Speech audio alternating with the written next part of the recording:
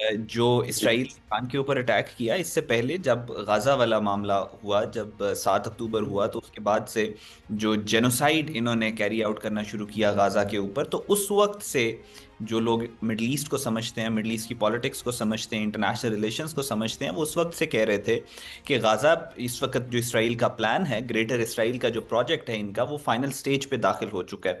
और इन्होंने सबसे पहले गाजा को फ्लैट करना है, किसी हद तक गाजा को इन्होंने न्यूट्रलाइज करने के बाद इन्होंने आगे बढ़ के सीरिया के अंदर अपनी मर्जी की हेडलेस एक स्टेट बनाने की कोशिश की, अपनी मर्जी की रजीम लेके आनी है। और फिर उसके बाद उन्होंने ईरान की तरफ जाना है। और यही हुआ, एग्जैक्टली यही हुआ। जब इन्होंने गाजा के ऊपर अटैक किया, तो हिजबुल्लाह के पास लेबनान की तरफ से ऑप्शन थी कि वो अगर इसराइल के ऊपर अटैक करते तो इसराइल को बहुत टफ टाइम दिया जा सकता था, टू द एक्सटेंट कि जो इनके डिफेंस एनालिस्ट थे इसराइल के, वो ये कहते थे कि अगर ये आ, इस तरफ से हिजबुल्लाह अटैक कर दे नवंबर दिसंबर के अंदर, तो दोनों हमास और हिजबुल्लाह तल अवीव के अंदर एक दूसरे से हाथ मिला रहे होंगे, इतना ज्यादा प्रेशर था इसराइल पे। फिर उसके सीरिया की तरफ असाद की हुकूमत थी। असाद अगर रिटेलिएट करता तब भी इसराइल के ऊपर प्रेशर बढ़ जाता, लेकिन बशारुल असाद ने कहा कि नहीं, मैं नहीं करूंगा क्योंकि मेरी हुकूमत खतरे में चली जाएगी। फिर हुआ यही कि सबसे पहले उन्होंने गाजा को फ्लैट किया, फिर उन्होंने हिजबुल्लाह को खत्म किया। वो 3,000 पेजेस वाला वाकया हुआ, एक दिन के अंदर बगैर लड़े हिजबुल्लाह की तमाम लीडरशिप डीकैपेसिटेट हो गई। उसके बाद ये सीरिया की तरफ चले गए, सीरिया में अपनी मर्जी की हुकूमत ले आए, सीरिया को हेडलेस बना दिया। और फिर उसके बाद उन्होंने ईरान की तरफ अटैक किया।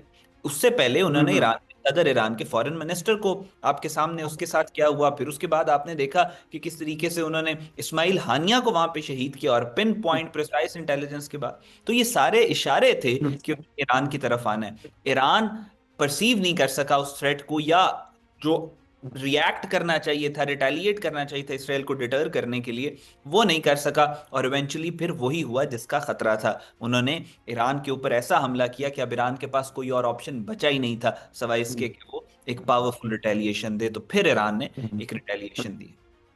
बिल्कुल बिल्कुल। अच्छा, इसमें बताया जा रहा है कि जो इसराइल ने अटैक किया है इसमें जो ईरान के एटमी असासों में जहां साइंसदान वगैरह भी शहीद हुए हैं, वहां पर भी अटैक हुआ। किन किन जगह पर ईरान पे अटैक हुआ, उसके बाद जो ईरान ने रिटेलिएट किया है, आगे से जवाब दिया है, तो तिल अबीब में कौन कौन सी जगह पे अटैक किया है ईरान ने?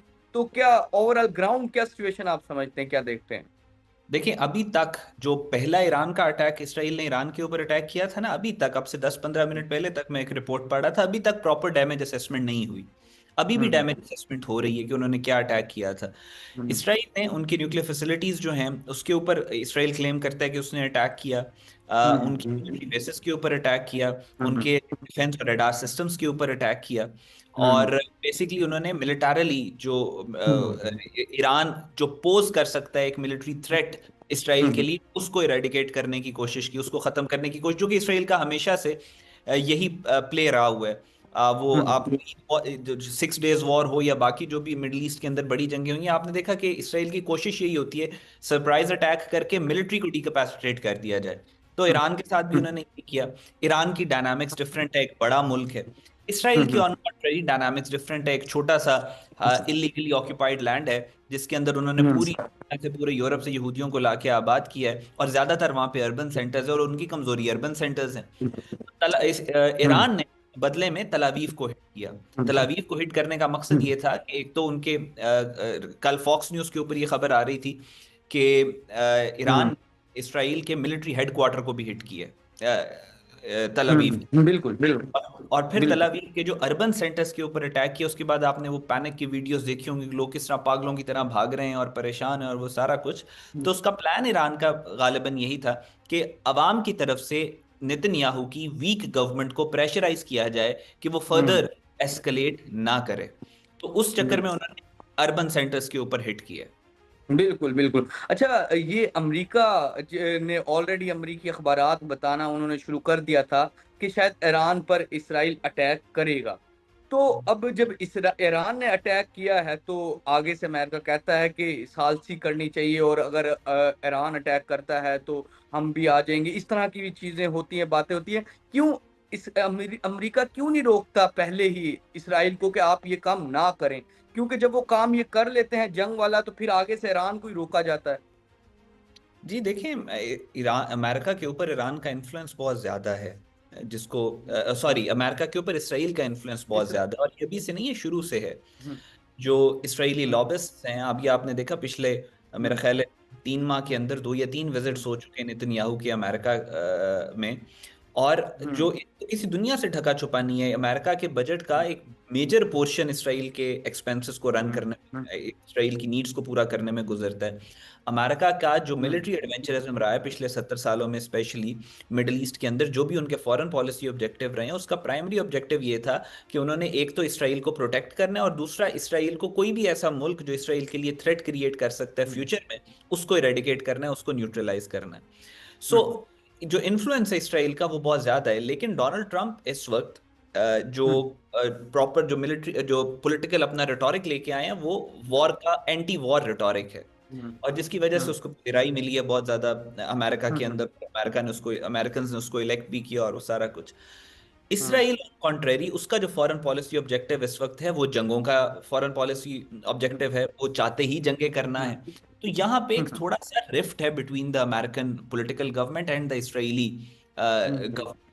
तो इनके आपस में इंटरेस्ट जो हैं इस तरीके से, हुँ, वो हुँ, रियासतों के इंटरेस्ट नहीं, लेकिन एक पॉलिटिकल पार्टी हुँ, के, हुँ, डोनाल्ड ट्रंप की एक पॉलिटिकल पर्सनालिटी के, और इसराइल के, वो हुँ, आपस में हुँ, एक दूसरे से इख्तलाफ कर रहे हैं। तो इस वजह से आप ये थोड़ी सी कंफ्यूजन इनके अंदर देख रहे हैं। और दूसरी बात ये, अमेरिका इतना ज्यादा पावरफुल नहीं है जितना वो अब से 10 साल पहले था। हुँ, हुँ, और बिल्कुल, बिल्कुल। इसराइल इसराइल अब से 3 साल पहले जो इसराइल की पोजीशन थी पूरी दुनिया के अंदर, उसके मुकाबले में अब Israel is the most hated country in the world. हुँ, इंसानियत की तारीख में सबसे ज्यादा नफरत इस दुनिया को हुँ, जिस मुल्क से है, वो इसराइल है। हुकूमतें बेशक बिल्कुल। इसराइल के साथ हों या ना हों, हुँ, अवाम हुँ, इसराइल के खिलाफ है। तो जो बिल्कुल, पॉलिटिकल बिल्कुल। गवर्नमेंट है, वो वैसे भी थोड़ी अप्रिहेंसिव है अपने आप को हुँ, इसराइल के साथ खड़ा करके दिखाने में। हुँ। अच्छा अहमद भाई बहुत से लोग और बहुत से कुछ इस तरह की बातें करते हैं कि जिस तरह शायद ईरान ने एटम बम बना लिया या वो उसके करीब है या वो कभी भी एटमी धमाके करके बता सकता है कि मैं भी एटमी पावर बन चुका हूँ। इतना करीब और ये सब कुछ होने के बावजूद ईरान क्यों अभी तक रुका हुआ है ज़ाहिर करने से या उनके पास है या नहीं है? जिस तरह एटमी तंसीबात के करीब अभी बताया जा रहा है कि इसराइल ने अटैक भी किया है, तो इसका मतलब है कोई कुछ ना कुछ तो एटमी हथियार या कुछ ना कुछ इस तरह की चीज़ें ईरान के पास मौजूद हैं। तो आप क्या समझते हैं ईरान क्यों अभी तक इस चीज़ से पीछे हटा हुआ है? क्योंकि जब वो एटमी धमाके कर देगा, उसके बाद इसराइल का हमला करना थोड़ा मुश्किल होगा। मुश्किल हो तो जाएगा। आप क्या समझते हैं इसकी डेप्थ क्या असल?